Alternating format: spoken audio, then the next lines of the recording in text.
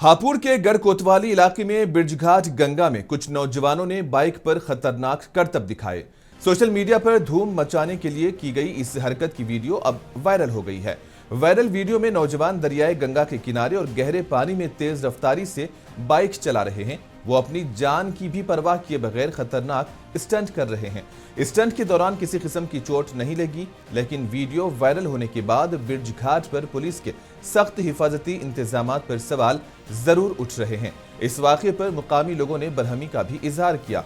Viral video का notice लेते हुए मुकामी पुलिस ने स्टंट करने वाले नौजवानों की शिनाख्त और गिरफ्तारी की कोशिशें शुरू कर दी हैं।